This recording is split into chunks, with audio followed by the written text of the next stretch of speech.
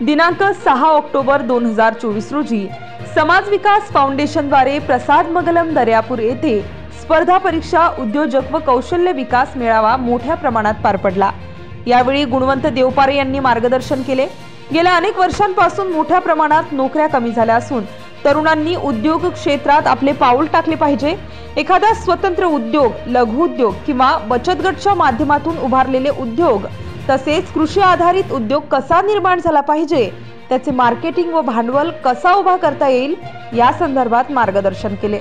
ध्येय गाठण्यासाठी पोटात भूक व डोक्यात आग असली पाहिजे असे प्रतिपादन गुणवंत देवपारे यांनी केले। यावेळी मोठ्या प्रमाणात तरुणांचा उत्साह पाहायला मिळाला। मेळाव्याला उपस्थिती मान्यवर व प्रशासकीय सेवेत रुजू झालेले यांचा सत्कार करण्यात आला।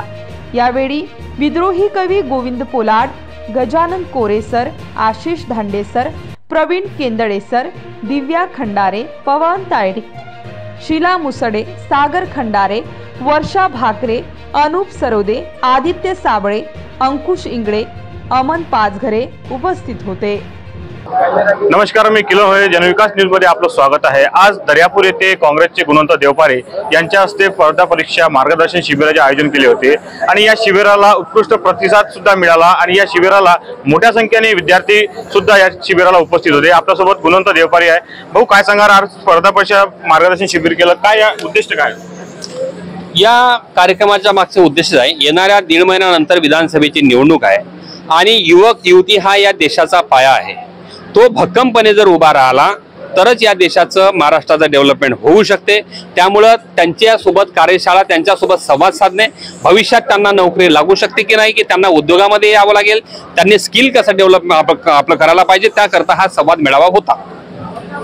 या आपल्याला माहित असेल की आपण संपूर्ण मतदारसंघामध्ये प्रचार करत आहात आणि प्रचार करताना मोठ्या संख्येने तुम्हाला प्रतिसाद सुद्धा मिळत आहे।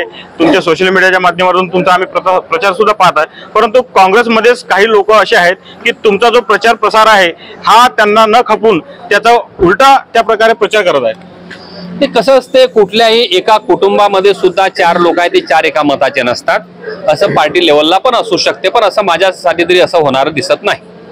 काय वाटतं तुम्हाला, भविष्यात तुमचा प्रचार सुरू आहे आणि काँग्रेस पक्षामधून आपल्याला उमेदवारी मिळू शकेल?